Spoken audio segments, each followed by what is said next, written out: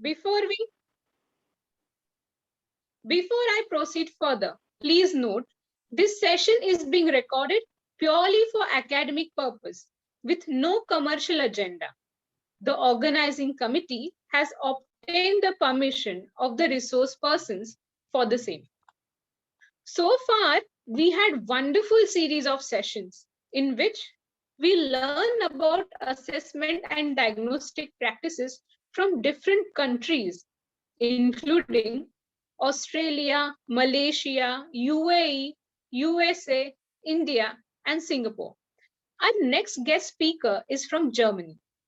I invite our own Dr. Amit Mishal, Associate Professor of Hashu Advani College of Special Education, to introduce our next guest speaker, Thompson ma'am.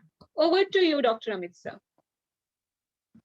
Thank you, Vinita Khedkar, for giving me the opportunity. I take the opportunity and it gives me immense pleasure to introduce Felicitas Thompson ma'am. Felicitas Thompson ma'am is a school psychologist with the Senate Department for Education, Youth and Family based in Berlin. If you want, madam specializes in inclusion, diversity, communication, change management, and group teaching, group coaching. Moreover, to know Felicitas madam's clients, they include school directors, educators with varying degrees, parents, children, teenagers, and young adults. A large part of her work as an educationalist includes paving the way for integrated learning therapy that focuses on supporting children in acquiring the basic reading, writing, and mathematical skills. In addition, Felicitas madam is a freelance coach facilitating in one-on-one as well as group settings. She is specialized in communication, boundaries, and maintaining a strong mental health in the work environment. Much more to say, but we have to limit and constrain ourselves due to the time constraint. We welcome you, ma'am. As we say, the line that is by R.V. Robinson, the world is waiting for your words. So we are here, ma'am, the participants from all parts of the world, we can say it's an international conference, waiting for your words to hear from you. Over to you, ma'am. Thank you once again and welcome you to the IIOC.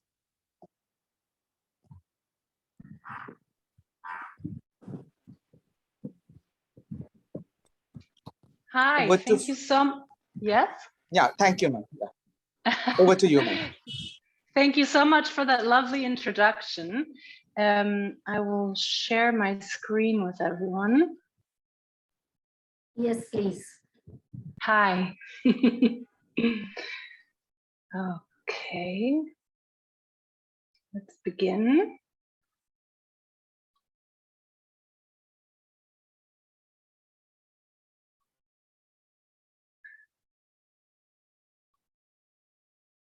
Yes, thank you so much for this invitation and this opportunity. My name is Felicitas Thompson. As you already heard, I'm a psychologist from Berlin, and I would like to give you the perspective from Germany on specific learning disabilities. And yes, I'm a school psychologist in the School Psychologist and Inclusion Pedagogue Counseling and Support Center, which is part of the Senate of Administration of Education, Youth and Family. So we are part of the public service. You can reach me under the following email addresses. I hear that they will still be shared, so I will not put them in the chat right now. What can you expect from my presentation today? I will give you our general definition on SLDs, and they are a little different from the clinical definitions. I will give you a little background on education in Germany and how prevention of SLDs is implemented in Germany, what the diagnostics process is, what the integrative learning therapy is that we recommend, and some prevalences on SLDs in Germany, some aspects about how we handle diversity and biases, and some strengths and challenges we encounter. So to understand a little bit, I'm from Berlin, the capital of Germany, which is also a Bundesland. So our country is divided into 16 Bundesländer, and we have sovereignty in these Länder. So that means that each land can have their own legislation and their own curriculum.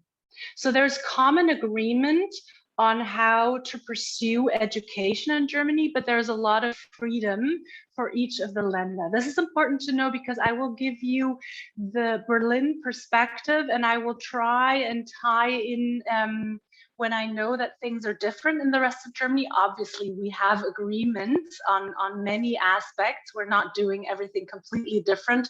Like there's also common agreement worldwide on some of these aspects, but there are definitely differences. And I will try, since I know you've had already a lot of presentations now, I will try not to focus so much on the theoretical background, which I assume is also similar between all the countries, but a little bit more on how we practically, what is our experience from a practical point of view. So specific learning disorder in German is pretty much the same words. We use those, we directly translate it. We say specific learning disorder, learn difficulties. We have a term also that is partial performance disorder or partial performance disability. They are all interchangeable. They are similarly defined, but you can find them in publications or in everyday life that people will use one of these terms. And it characterizes or is characterized by an impairment in at least one of the three specific areas: reading, spelling or written expression, and or math. And the difficulties are persistent, and from an early age on, they show themselves. They cannot be explained by low intelligence scores, and ideally they cannot be explained by lack of schooling, and they persist even when there has been sufficient support.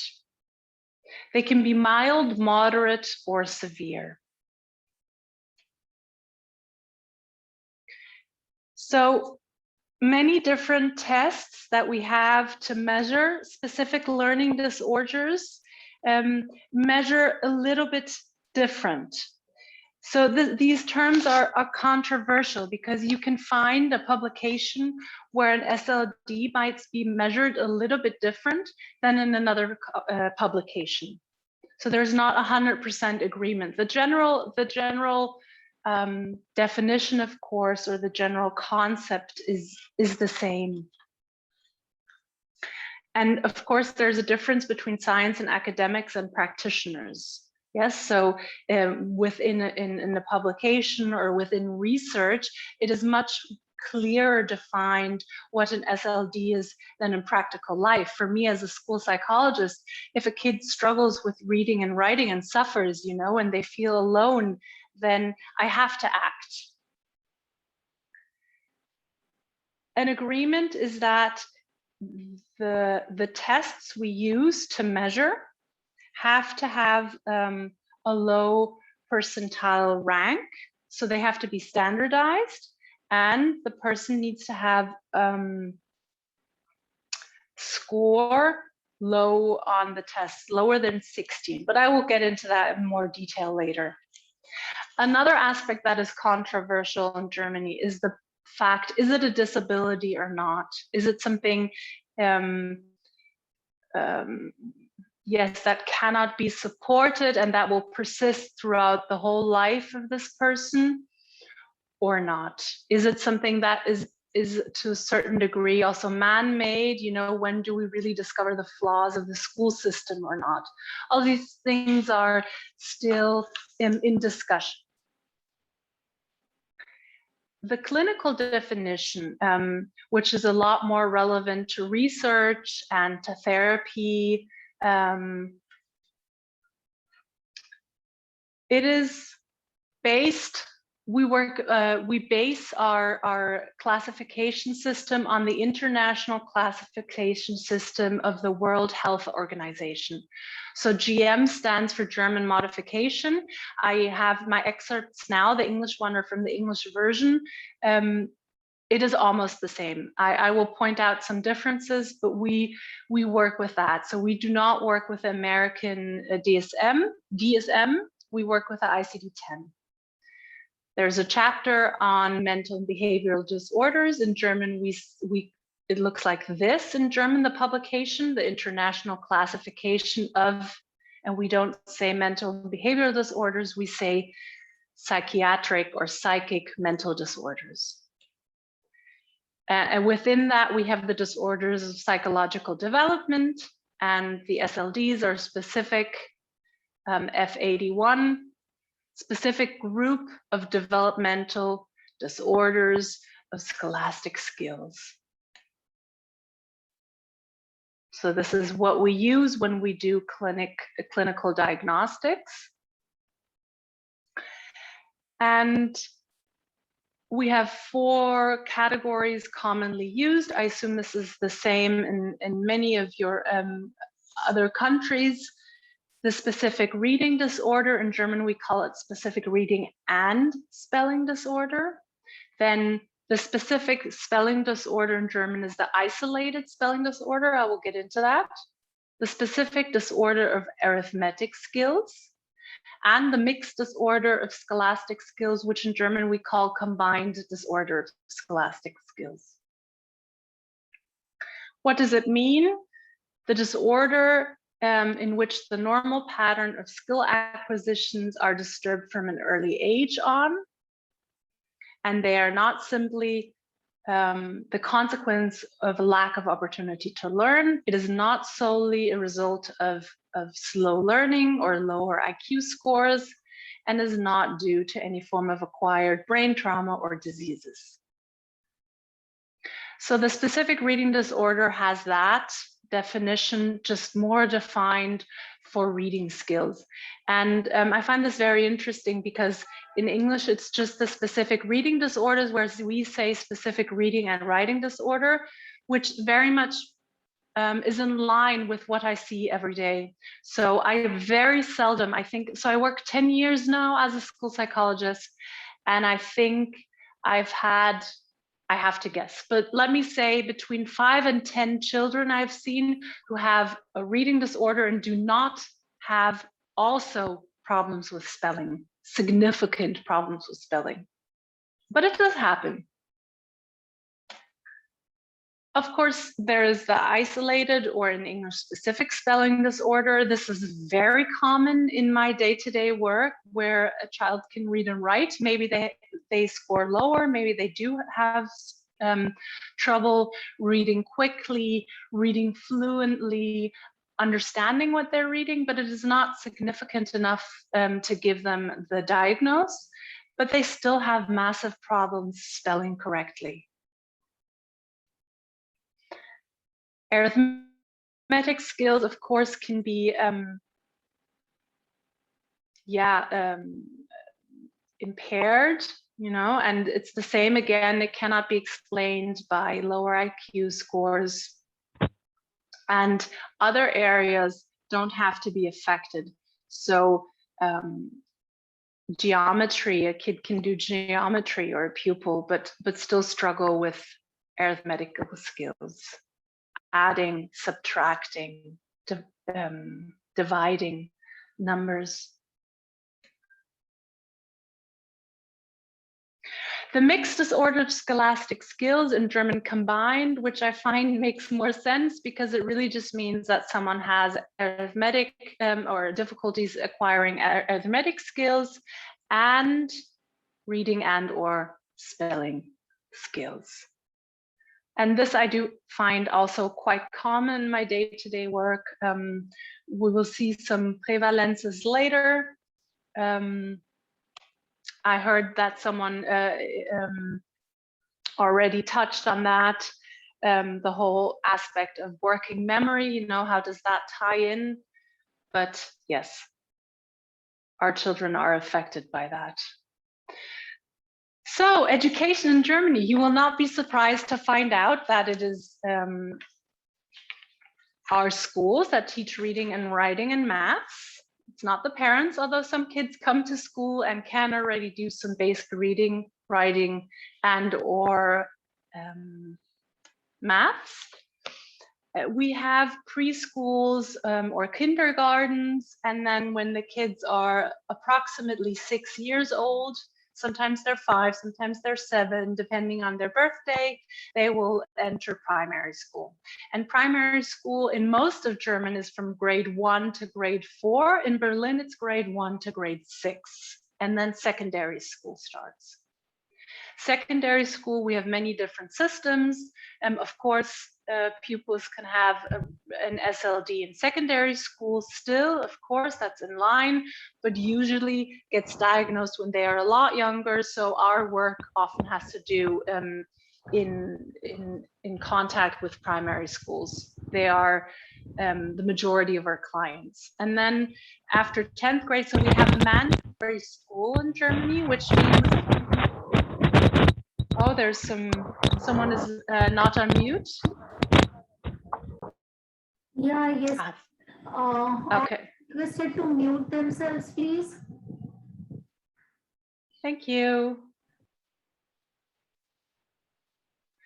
Okay, fantastic. And yes, so we have 10 school years that are mandatory, and then you can work, you can do an apprenticeship, or after your 12th school year, you can go to higher education. Why am I explaining this? Because we have a concept of the flexible school starting phase, and that means that the first 2 school years, we give the children time. So this is how, one of the ways we handle diversity in German. We say the kids come with such different basic knowledge to the first grade. You know, some cannot even tie their shoelaces and dress themselves and don't know any of the letters of the alphabet, and others can already do some basic reading and writing. So we give them 1 to 2 school years time, and that's when really the assessments start. So prevention of SLDs is predominantly work in the schools. The teachers, when the kids come to school, when they start school, they assess scholastic skills. Generally, they assess what, you know, where is that child at? Where are they coming from? What can they do? How can I teach them the next steps in their development? How can I teach them reading, writing, and so forth? And this is the responsibility of the normal class educators. A normal class teacher might be teaching maths, might be teaching German. Other educators might help out. And then we have educators that are specialized in special needs education. They have qualifications specifically for that. This is also sometimes relevant with regards to SLDs. And we have educators which have specialized and received qualifications in reading and spelling and arithmetic skills. And these are there predominantly to counsel and advise the educators. So a first grade teacher will assess their students' development and see, okay, you know, which letters of the alphabet does the kid know, which one can they, which simple words can they read, and so forth. And when they see difficulties, they will support the kids themselves, but if they struggle, they will receive counseling and support for the specialized or from the specialized educators. Non-mandatory, but yet very relevant to us in Berlin are the guidelines. They were brought out by the Senate of Education, Youth and Family on the says difficulties in reading, writing or spelling, and calculating or arithmetics. And basically it is a guide or a manual how to approach difficulties, how to prevent, how to assess, and what follows from that. Before I explain the manual a little bit more, predominantly teachers notice the difficulties of a child and they may advise assessment, further assessment. But of course, sometimes the parents notice first the difficulty of their child in their acquisition of arithmetic skills. Sometimes it's other people involved. Sometimes when it's later in life, when the system has failed a young student, they might, this becomes relevant when they are older, and of course they can ask for assessment themselves. Sometimes other services are involved. And then the assessment starts, although the boundary is a little bit constructed. So assessment has been happening the whole time in school. And this assessment I'm gonna show to you is relevant to school, to teachers and their process diagnostics, which means they derive measures on how to promote reading and spelling acquisition, or the basic skills in reading and spelling. But since these are all standardized tests, they are also relevant for a clinical diagnostic, for example. The most common test used throughout all of Germany is the HSP, which is just, it says where it comes from, Hamburg, and it means it's a writing probe, a writing example. You have, I think, 20 very simple words that you have to spell, and it changes a little bit depending on the grade of the child. You can use it from 1st to 10th grade. And then you have very simple sentences and you dictate them to the child, you repeat them, they're supposed to write them, correct them, and then you can see, aha, these are the spelling errors this kid does. It is alphabetized, but it doesn't know certain grammatic rules, or maybe it's not alphabetized, but you can derive measures. What, as a teacher, what do I have to teach this child next to help the process of acquisition? At the same time, it's standardized. So at the end, you will have a percentile rank where you can find out how does the kid compare to the rest of Germany. And the kid might score very low, you know, and then the diagnostic process on a clinical level is also aided with that. We have other tests. There's many tests. These are not mandatory. You, as a teacher or as a clinical therapist, it is up to you which test you use. I'm giving you just a short example. There's many more, but these are the most common ones, and these are also the ones that are mentioned in these guidelines. And usually their name derives from where they've been developed, you know, in Würzburg or Salzburg. And we have reading tests, we have spelling tests. We're not as far in Germany when it comes to arithmetic testing. So we have very little tests. Well, we have a lot of tests, but we have very few tests that are at the same time standardized and process diagnostics. So the standardized tests on the right-hand side usually do not give you any kind of inclination as to how to support acquisition of skill, how to support the process, how to support the learning process. These are also not commonly used by pedagogues. We are promoting that, because I'll explain later why that's very helpful. But generally, these are used by psychologists, psychotherapists, maybe even psychiatrists. The left-hand side, the non-standardized tests, these are for the hand of the pedagogue, for the educator, the teachers, and they are process diagnostics. So they give you an idea, where does this pupil stand? What does he or she or they know? What is their skill level? And what might be the next step in supporting?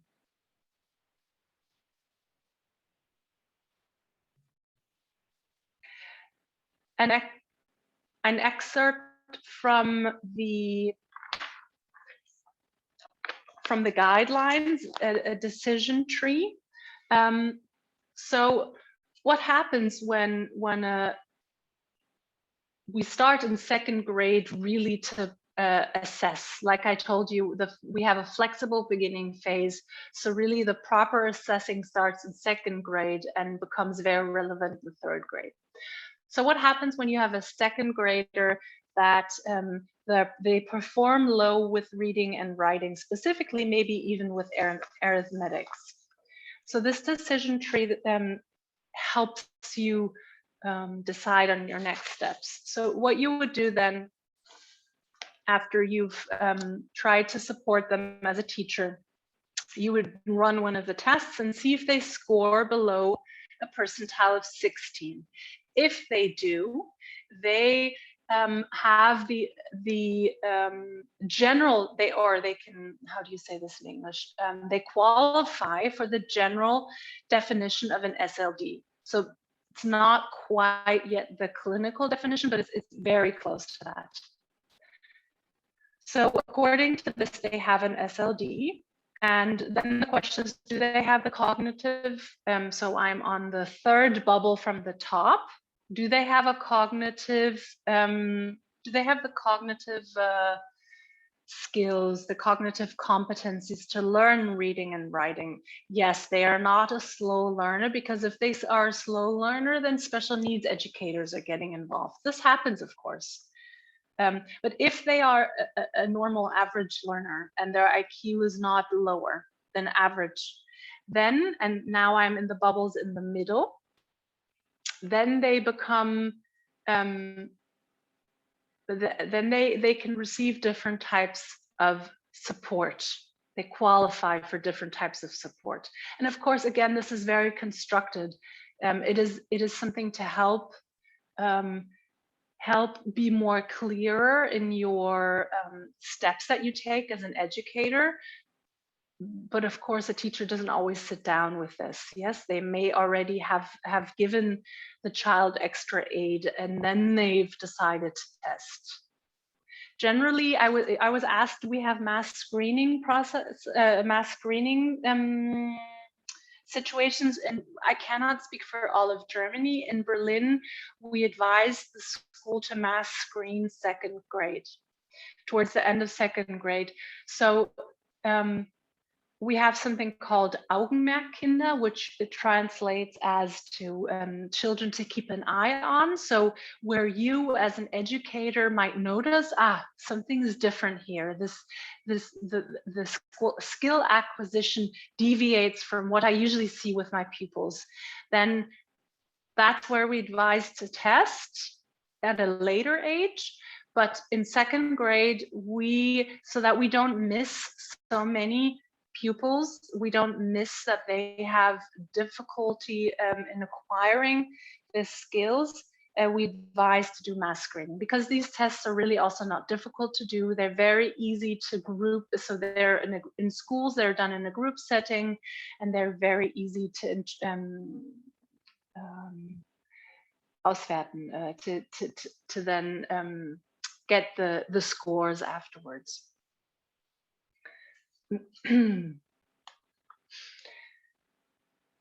So once you've suspected, or you've done, not suspected, once you've diagnosed an SLD, the teacher can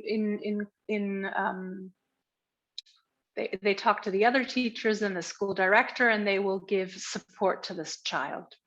We have class integrated support, which means, and this I've mentioned this already, internal differentiation. So the teacher might have already in first grade or second grade, beginning of second grade, started giving the child different material. We have sometimes classes where first, second, and third graders learn together in a heterogeneous group. And so a second or third grader might receive material from a first grader because that's just the level he's at or she's at, they are at in maths or in German. Often also an individualized educational plan is written, and this is not mandatory. It is mandatory when you have special needs education, so when the kid has this special needs status. But with regards to SLDs, it isn't. We, as school psychologists, advise IEDs. And here the strengths and challenges of the child are written down in this protocol, and next steps for their development are, or goals, are agreed on, you know, where are they at, what do they need to do next, or how can we get them to the next step.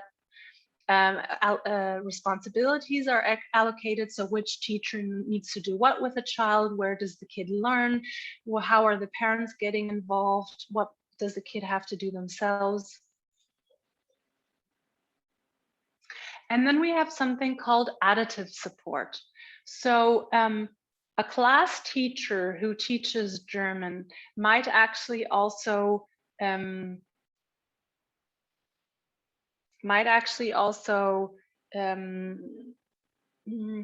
take a group from their class, from their German class. They might take a few kids during the German class, those that are maybe not as strong, and give them different material, give them more attention, support them. But when the child scores very low on the test, then there's also temporary learning groups, which are different kids from different classes of one grade put together temporarily in a group to learn. So we call them the LRS, which stands for reading and writing groups, or the math groups. Yeah, so maybe 6 kids from the 3rd grade learn together, or 5 kids from 5th and 6th grade learn together and receive the support until they don't need it anymore, or until different measures are taken. And these are usually run by the people who have a qualification, the educators who have a specific qualification for reading and writing skill acquisition or arithmetic acquisition. 2 other things that are very relevant, and we are at the bottom now of this tree. When a pupil scores, their percentile rank is lower than 10, so they've done a spelling test and they have their results are as good as 10% of the population or lower, they may receive compensation for disadvantages, a Nachteilsausgleich. So, and this is something quite official. This means they might get extra time in a test because it takes them longer to read and understand what they're reading. This might mean that a teacher will help them. So if this is a slow reader and someone who has the reading disorder, then in maths or in geography or in history, the teachers during a test will have to help them read the assignments so that we don't test the reading difficulty, so that we actually test the geography skills or the history skills. If this is already enough to make sure that this kid is motivated and has positive experiences and has good results and good test scores, then that's fantastic. But often it's not enough. And often these kids get low scores in school. They might get, so the grade 1 is the best in Germany, and grade 5 and 6 are the worst and means failing. So often these kids, you know, they're in 3rd grade, they're in 4th grade, and they get a 5 or a 6, and they're demotivated and they're crying at home and they're unhappy. And so the parents can apply for something called grade protection. And when you have a percentile rank from 10 or below, you can apply for that and will usually get it granted. And this means that the grade is not allowed to be marked down for spelling errors. So again, on the report card, you won't get a grade for spelling. And in a test, for example, in a math test, well, it's not a good example. In a history test, you have to write a text. And usually when you have a lot of spelling errors, you will get a lower grade. In this case, when you have grade protection, the teachers are not allowed to give you a lower grade. Some parents don't want this for their children. Some kids, they get demotivated because they would like to be treated like all other children. But in many, many, many cases, this is a big relief and makes the child very happy, because for the first time in their life, they get now also, you know, a 2 or a 3 or even a 1. On that note, I'd be very curious to find, fortunately, I can't ask the 200 of you, but I would be very curious to know if this picture has circulated also in other countries. It was a few years back when inclusion became extremely important in Germany, and educators started to really dive into that, and we started to close all the special needs schools. This comic was used a lot in seminars and webinars, and you know, you can see different types of animals and a human teacher. And it says, to achieve the goal of fair selection, the test, or rather the task, is the same for everyone.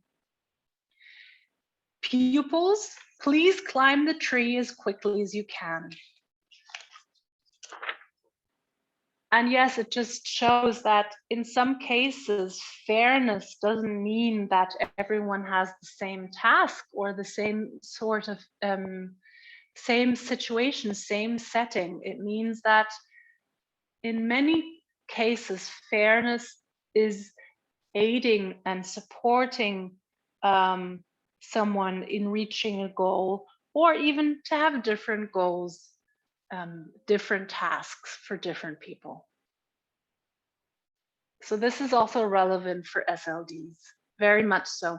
And on that note, what I've just mentioned, the grade protection and the compensation for disadvantages, it is very new that we also offer this in secondary schools. This is very common in primary schools. In secondary schools, the teachers are not special, or they're just starting to get specialized on this.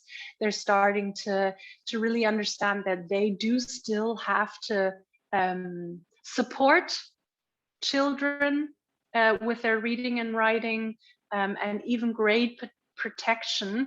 For maths, it's only relevant in the lower grades, but for reading and writing, you know, someone who is in 10th grade or in 12th grade, they might still struggle with reading and writing, even after all the support. And we have now established that they have the right for grade protection too in tests, and also for example, to receive longer time to do the test.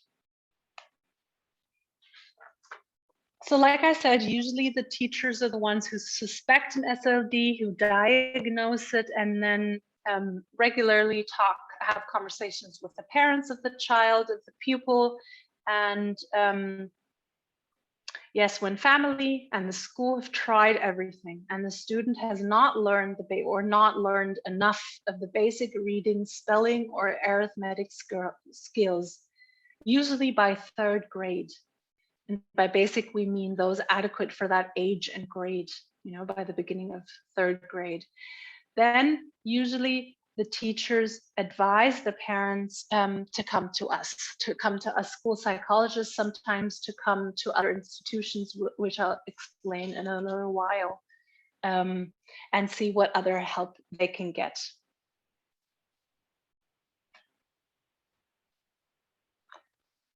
Schools may advise medical diagnostics or psychiatric diagnostics, and they might advise to come to the school psychologist center.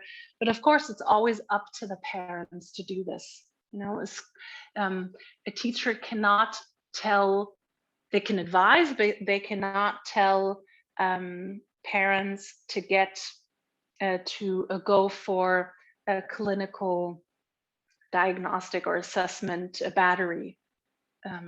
They cannot send a child on their own or go with a child on their own. And schools try to work together with all other facilities that support children and youth development and mental health. But it is difficult.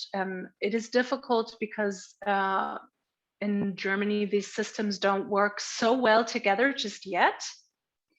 For different reasons, for confidentiality reasons, but also just there's a different code of contact. You know, teachers are very used to have to give information on a pupil and their family to another educator, but a psychologist maybe or a psychotherapist is used to keep things for themselves, and so there's sometimes worlds collide a little bit.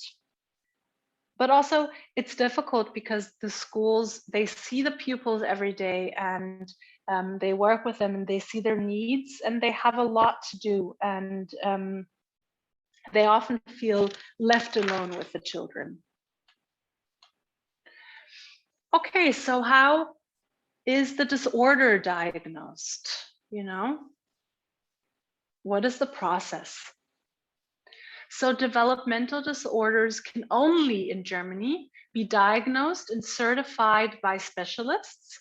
And those that are allowed to do that are psychotherapists and psychiatrists. So me as a psychologist, I'm not a psychotherapist. In Germany, I studied psychology in university, and separate from that, they're changing that right now to align more with international standard. But in Germany, when you can study for free, you have to study many years to become a psychologist, and then you have to do 3 to 5 years of apprenticeship where you pay, I think, maybe 20,000 euros to become a psychotherapist. A psychiatrist is a person who has studied medicine and then specialized in psychiatry. So those are the groups who are psychotherapists, although there is an exception. Psychotherapists for children can also be pedagogues and teachers, so people who already have a background on development. These psychotherapists and psychiatrists work in psychiatric practices and social pediatric centers and psychiatric centers, all kinds of, even with us in the school psychology center. And it's interesting. So diagnostics are essentially for free for the client, but of course someone pays for it. So if you get your tests done by a psychiatric practice, this is an institution funded funded by insurance, so that you pay your insurance every month with your paycheck. You pay your health insurance with that, unless you have a private health insurance, and this covers the costs for diagnostics. If you go to a center like mine, since we're part of the public sector, we are funded by the taxpayers. So every year you pay your paycheck, taxes are obviously taken from that, and from that we are paid. So somehow they pay for it, but you don't have to, like in other countries, privately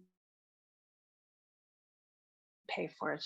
You do in special circumstances. For example, gifted children, usually whether they are gifted or not is not really relevant to many other questions like therapy or so. Someone like me or psychiatrist might say, this if I answer this question, whether your child is gifted with a very long, complicated testing situation, then not much derives from that. So you have to pay for that privately. That's a very simplified explanation.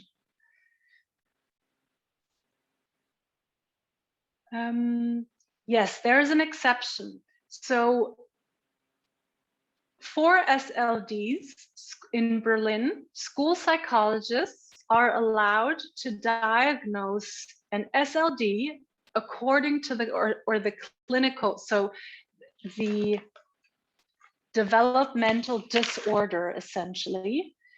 We are allowed to diagnose it or diagnose something in alignment with the ICD-10 classification system and definition to recommend therapy, the integrative learning therapy, which I will present in a little bit.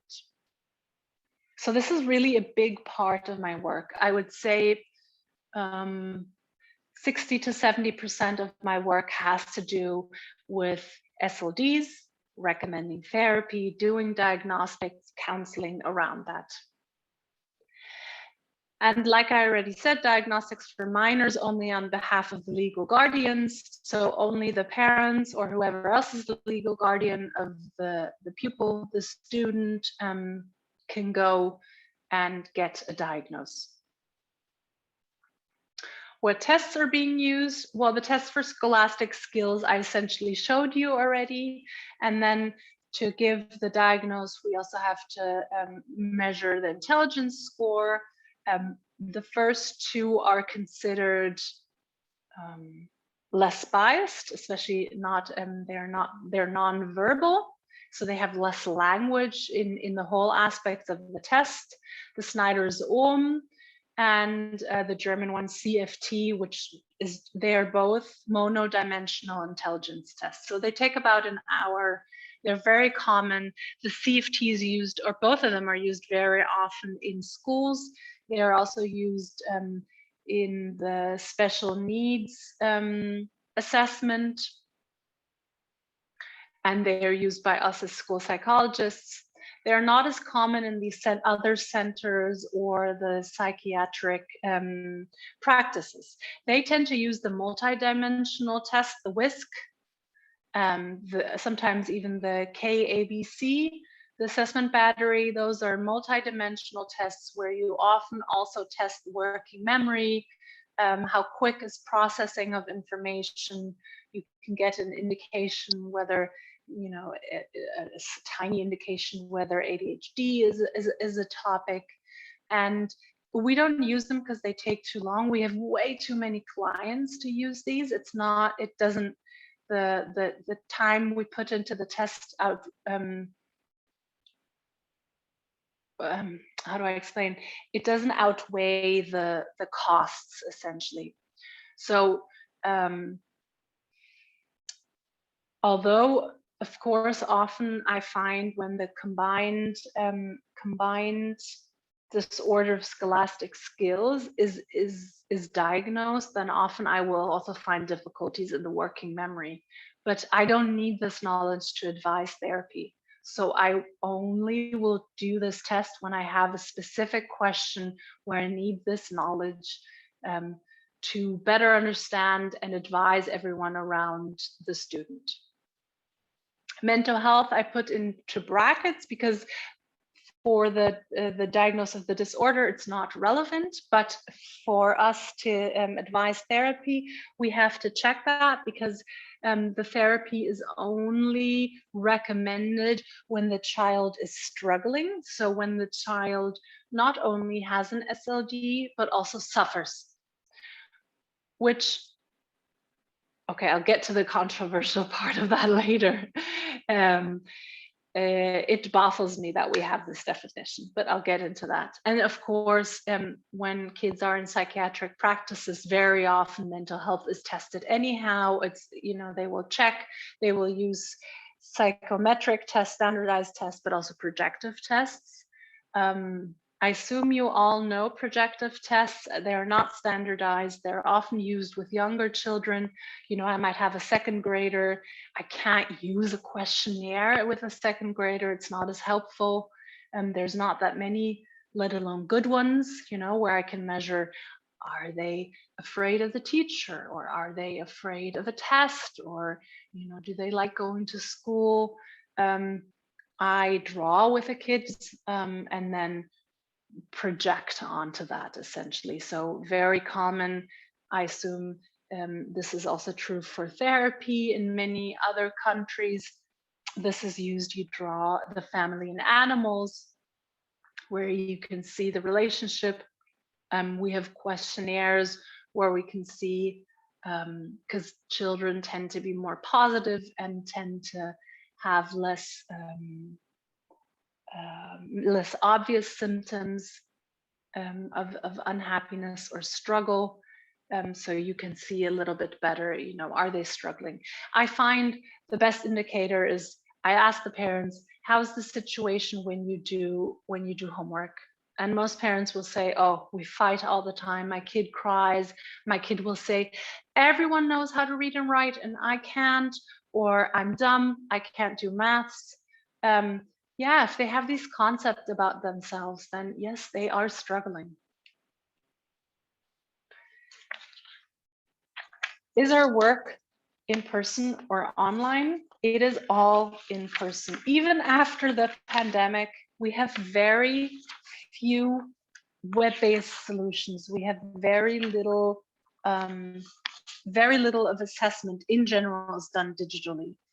So single psychologists throughout the country may have made their way to offer online counseling, or actually counseling and therapy is offered online a lot now these days, but diagnostics generally isn't. Steps might be private psychotherapists may be doing that, but generally it's still an in-person paper pencil and not web-based process. This is true for schools, this is true for hospitals and other centers, the public sector essentially. And I have to say, as a country, especially in the public sector and the education sector, we are very slow in adapting to internet-based, web-based solutions. So it was mind-blowing how little, even during a pandemic, we adapted to that. We still don't have the gear to work from home, for example. We use our own computers or cell phones for that. So schools and families are at their wits' end. They have tried everything to help the kid acquire the skills, the arithmetic skills, the reading and the writing skills. The child is suffering, it thinks it's dumb, it thinks it can't do something that everyone knows how to do. They might cry, they might start going to the toilet when they're about to be asked a question. They might start dreaming when they're supposed to do a task, a math task in class. All of these are signs for them suffering, for them struggling with the learning. What do we do? And this is where I come in. So the integrative learning therapy is a therapy that is offered once or twice per week for 1 hour, depending on whether it's just reading or writing or math skills, or whether the child has the combined disorder. If it has the combined disorder and it's not too much, I'm very sorry, then we might advise the 2 hour per week solution. The integrative learning therapy can be usually 2 years, offered for 2 years, in few cases also longer than that. We tend to say in Germany that we don't want to over-therapize children, and we would like the process to finish after 2 years. The setting is one-on-one, one child, one student. It can also be an older pupil. Generally, it's young kids the consensus is that the younger the child, the better they can still acquire the skills. And usually the setting is the practice of the therapist, or the practice the therapist works in. But now in Berlin, more often, schools will offer their rooms for the therapist. The schools don't pay the therapist, although that agreement does sometimes happen too, that the schools privately hire an integrative learning therapist. But usually they just use the rooms, and this is still an advantage, or this is an advantage for both sides. This means that the therapist can also work during the day and not just in after school hours in the afternoon. And for the school, this means that the teachers can work closely, hand in hand, which is something we advise also. It's very helpful for the development of the child when they work hand in hand with the German or the math teacher. The principles of the integrative learning therapy are a zero mistake limit. So essentially the therapist checks where's this child at, what can they do. So when I explain this to children, I always say learning, reading and writing is like building a house. You put one stone on top of each other. Now you have a lot of stones, you know a lot of letters, you can read a lot of easy words, but there are some missing. And when it rains, it gets wet inside the house because some of the stones are missing, and we need to fix that. You need help with that. And usually when parents or siblings or tutors work with the children, they work on the top of the house. The what do you call it? What covers the house? And when an integrative learning therapist works with you, they will start from the bottom and check, which stones are already there and which do we need to fill? And the benefit of that is they will give the child a task that the child can do. It will not make mistakes, and it will be motivated, because now in their school life, they've always noticed, oh, my teacher gave me a task and I didn't know how to do it. Oh, I had a test and I wasn't capable. But no, here you are capable. The integrative part means it has psychotherapeutic elements. So they are specifically qualified, these integrative learning therapists. They are often teachers, sometimes they're psychologists, therapists, or have other backgrounds, but mostly these. And they are skilled in some of the psychotherapic elements, but particularly in teaching methodology, and then in reading, writing acquisition, or in arithmetic acquisition. Okay, let me just see where we're at time-wise. Oh, great. Okay. So when formal education fails to enable the child to develop the basic reading, writing, and arithmetic skills, the integrative learning therapy comes in. And like I already said, us as school psychologists, we can recommend it, and then it is funded by the Youth Welfare Office. So the Youth Welfare Office, it's based on the Social Security Statute book. And it means I have to diagnose something in line with the developmental disorder. And then the socio-educational support is offered.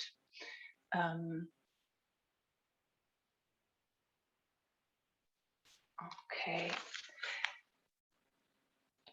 I was asked to give some feedback on how all these centers work together and how generally all these different support systems work together. So, for example, the Youth Welfare Office is someone I work very close with, because they have a lot of skill in supporting families, but also they are often connected to money for support for the youth, for children and youth development. usually I have to say that the support systems that are part of the public sector know of each other better and work together closer. So the psychiatric centers that are part of the public sector, us, our center, the youth welfare office, the schools, we tend to work closer together, understand what the other one offers better. There is a lot of doubling. So the psychiatric center also has psychologists, also has psychotherapists, has psychiatrists, has social workers, and they might do sometimes similar things to us or some of my colleagues. So sometimes it's not transparent, especially to our clients, the families, the children, or even the schools, who does what. The centers that are part of the health system, so the psychiatrists and the psychotherapists that work in private practices, the ones that work in hospitals, the ones that work in social pediatric centers, which are part of hospitals, they often struggle a bit more in understanding the school system and understanding all the other centers and working close together with them. So it's a process. It's something we all work on to, on one hand, honor our code of conduct, to honor confidentiality, but at the same time make things easier for our clients, because our clients, so a parent might notice, okay, my kid cries every night when we read. How do we get help? And they might go somewhere and not get all the answers, or they may get part of the answers, but then they have to, so for example, for the integrative learning therapy, they have to come to me. Then I have to get information from the school. So they have to help me with that. Then I have to maybe get information from the practice they've already been at. Okay, so again, they have to make sure I'm allowed to break, then I don't break confidentiality, but they have to allow me to break the confidentiality. Okay, and then they have to, I send them to youth welfare office to get a contract for the therapy, and then they have to come back to me, and then they have to find a therapist, and they have to come back to me. And we try to make all these steps clearer and more transparent and easier and less, but it's difficult sometimes. Things are, in that sense, very complicated in Germany and not very easy. And this is particularly true for families who have not grown up in Germany, who don't understand the systems and the structures as well, who don't understand the school system as well, or who don't speak the language very well. They struggle a lot more, and sometimes we lose them, and sometimes we will try and make exceptions in those cases to make it easier for kids to receive the therapy. And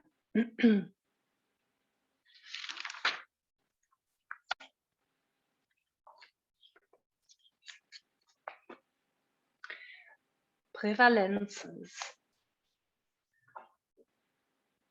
So the specific reading and spelling disorder, or specific reading disorder as it is in English, there's many different publications. It varies between 3 and 5%.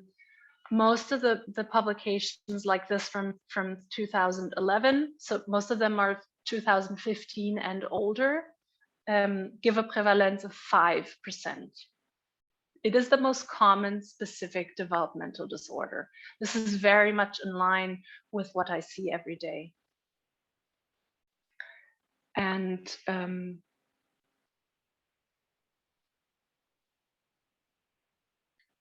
the specific disorder of arithmetic skills, here the number is much broader, and this completely makes sense because testing is much more, so the agreement in Germany on what exactly needs to be measured in a what we used to call dyscalculia in Germany. We don't say that anymore. We say disorder of arithmetic skills. So the tests, how to measure that specifically is not as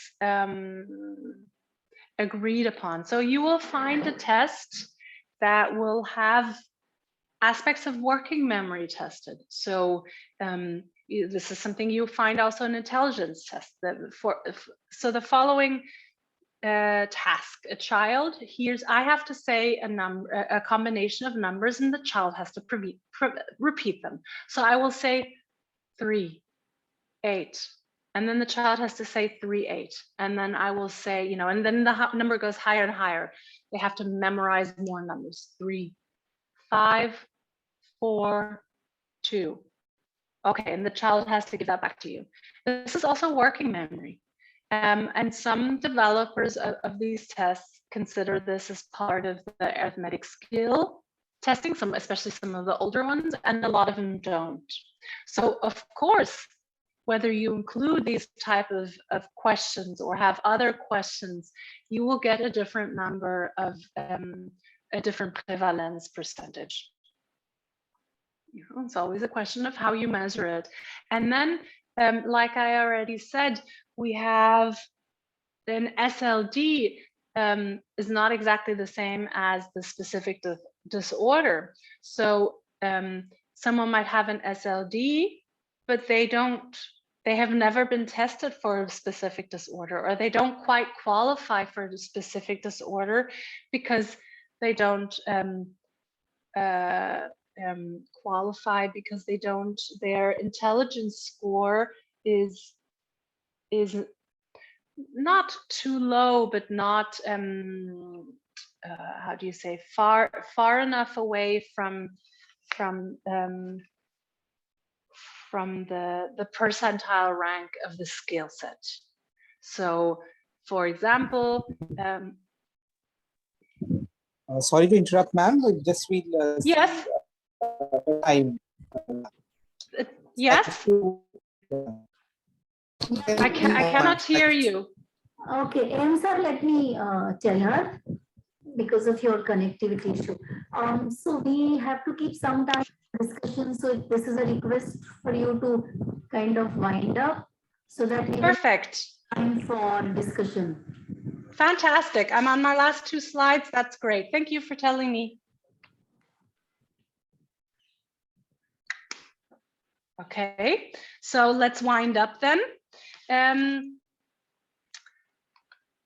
So this is, you can read this up also. This basically just confirms that if you have SLDs without the medical diagnosis, then the numbers are much higher. And of course, we have a lot of dark, we call them dark numbers. So suspicion, where an SLD is suspected but has never been tested.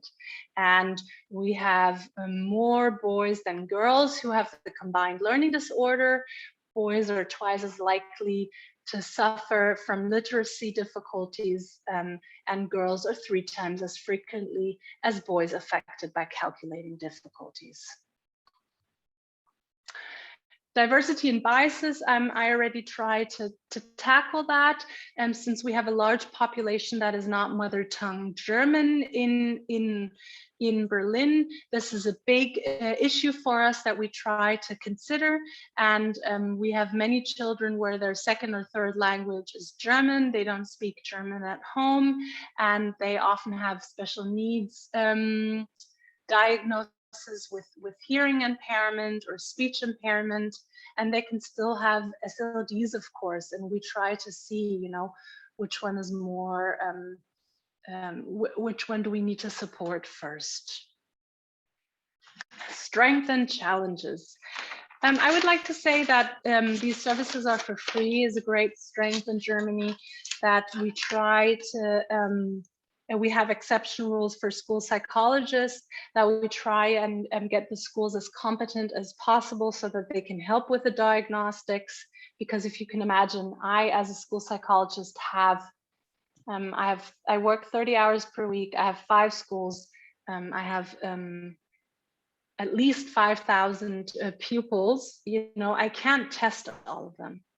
The integrative learning therapy is recommended very generously, and it's something that helps, in our experience, the emotional stability a lot, and also very often has good effects on the acquisition of skills. What we struggle with is still to include better low income or low formal education, kids of low formal educated parents. Generally, our classes are too big and we do not have enough teachers to implement the successful aspects of learning therapy, which is one-on-one and very small temporary groups. Our diagnostic processes take way too long. The waiting lists are way too long. There's a lack of consensus with regards to the diagnostics criteria. And yes, a lot of the time, lack of education causes an SLD. And of course, officially, then I'm not allowed to diagnose an SLD. Since I need to do that to give therapy, and therapy helps, we overlook that a lot. It's an open, how do you say, an open secret that we do that. Because, like I said, we're practitioners. We care about the children and that they get help. Okay, thank you very much for your attention. I hope this was not too much double information, because you've been learning so much about SLDs and enough new aspects from Germany, and I'm looking forward to hearing your questions. Yeah, thank you so much, ma'am, for the wonderful session. Now, as you have correctly identified, now we are going to have question and answer round. Our participants have asked number of questions in the chat box. So I request Ms. Jovia from Horseshoe Advani College of Special Education to kindly pose those questions to you so you can answer them. Okay, thank you. Thank you, Vinita ma'am. We sincerely thank and commend our resource person, Ms. Thompson ma'am, for presenting such an informative and educative session for us today. Now we will be taking the questions from the chat box. The first question is, can a special education teacher administer the standardized spelling and reading assessment? That's a very good question. So, yes, in theory, yes. So these tests are for the pedagogue, for the educator, any educator. So if they have been trained by someone, they are entitled to do that. They are not just tests that are allowed to be done by psychologists, psychiatrists, and psychotherapists. So it's specific to the school and the situation, but yes. Okay, ma'am. Moving on to the next question. Are multiple tests used to determine if the student has SLD, or is it determined by the scores obtained in one test? Is it multiple tests or one test? I understood. For the SLD, do you mean skill acquisition tests? Yeah, in a sense is that whether the scores alone on one test determine whether the student has SLD, or after the one test, many more tests are conducted to determine. Yes, so one test is enough in theory. We do not require multiple tests, but like I explained, the HSP, for example, the very common reading test, it is something that teachers use regularly anyhow. So when the child comes to me with their parents, I might already see 2 or 3 or 4 tests from the last school years that, for example, if they're a 5th grader and they've tried a lot, and then there was a peak in development, but then development stagnated a bit. So yes, I might see 4 or 5 tests, but it's not recommended. It's not mandatory. Far from it. One test would be enough. Okay, ma'am. Moving on to the next question. will a disability certificate held by an international student issued by their home country be accepted in Germany for concessions? Oh, that's very specific. We don't have that very often because these are relevant to. I would have to formulate an hypothesis because this is not something that is commonly an issue. I do work for Linden Education, which is an international private English-speaking center for school psychology. And there we do sometimes have that issue that, you know, an American certificate, is this relevant in Germany or not? Is it accepted? But in those cases, they go to international schools, and I usually work with German schools.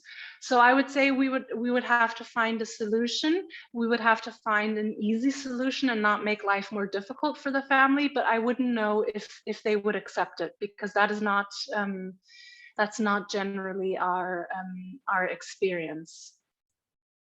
Okay, ma'am. Moving on to the next question. Which professionals are eligible to carry out the integrative learning therapy?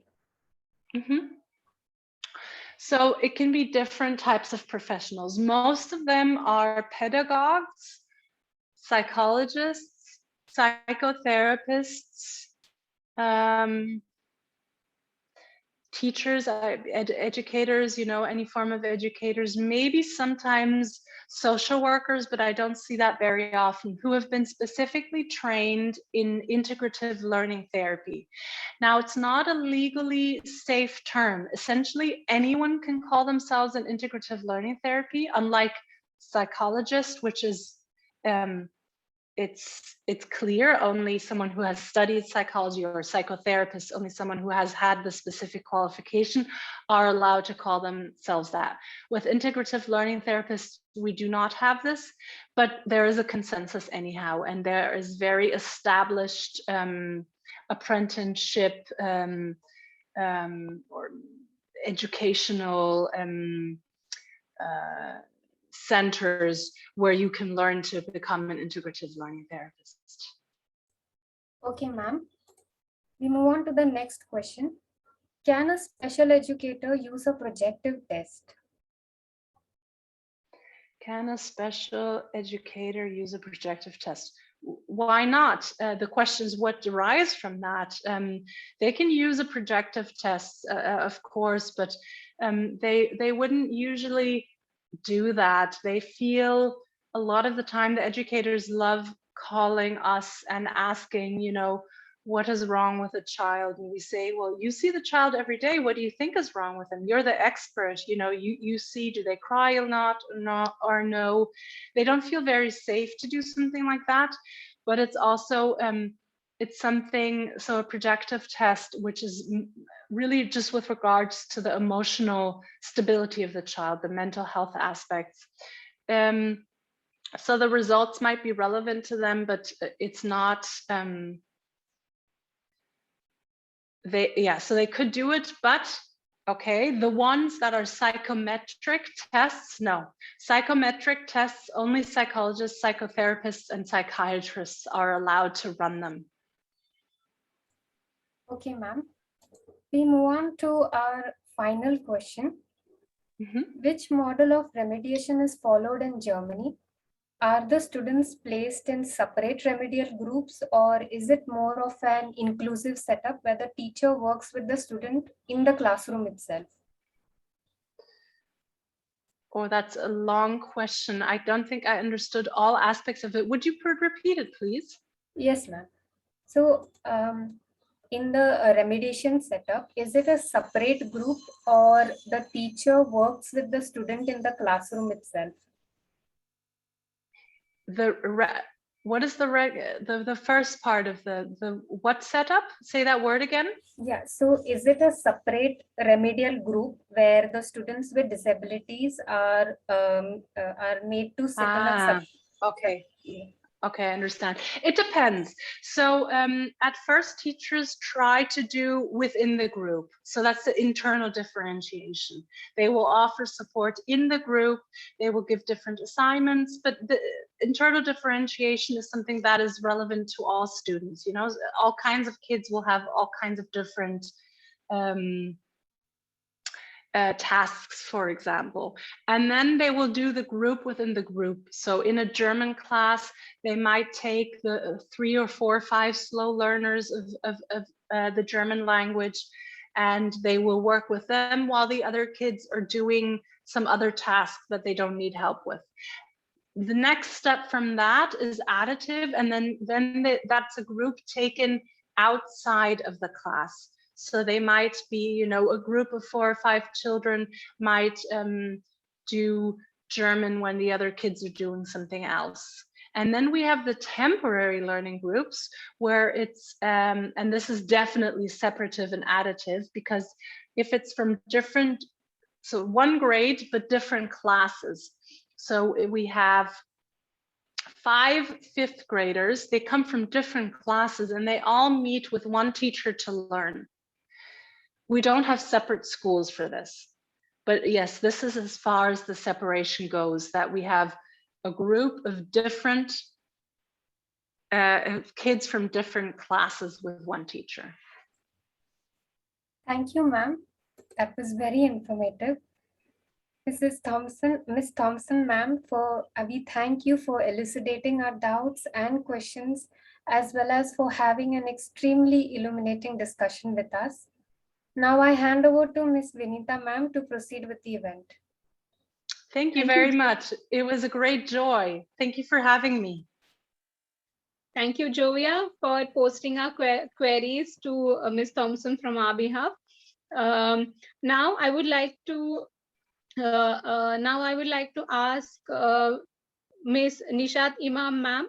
I would like to invite Ms. Nishat Imam, ma'am, for summing up the session and to share her vote of thanks.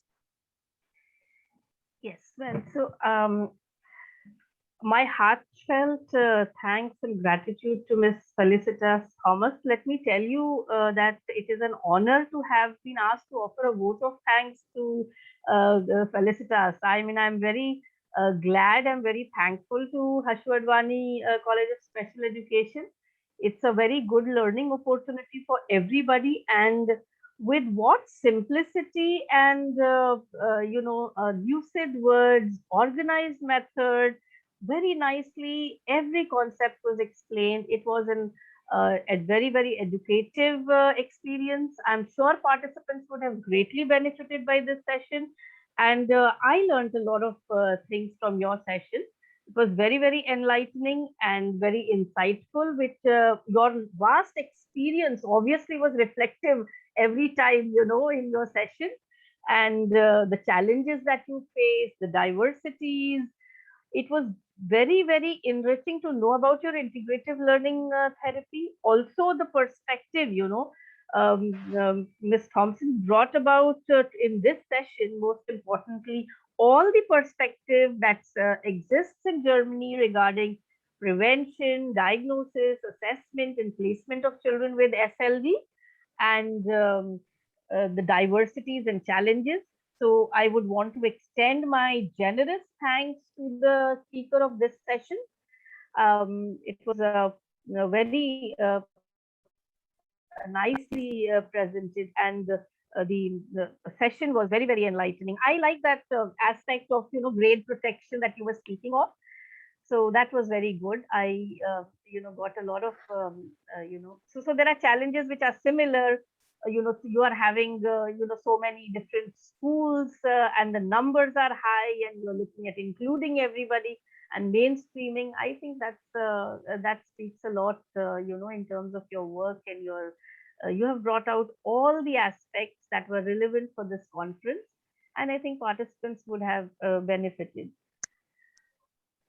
Thank you so much for that. Thank you for the feedback. I'm very happy it gave you something. Thank you for the opportunity. Our minds have become like a parachute, and we have taken in everything that came to us. It was enlightening, definitely. Very enriching. And very nicely put, very simply. The way you answered the questions also, very informative. Every aspect of the question was dealt with a lot of clarity. Thank you very much. It's very kind. That's very kind. I'm very happy that you've had a long day and you've listened to lots of similar information. So I'm very glad. Thank you so much. Nishat Imam ma'am, Principal of Suvidya College of Special Education, thank you so much for summing up our session so well and offering your kind words of gratitude. Now I would like to request Nisha ma'am from Harshu Advani College of Special Education to take over and share closing remarks.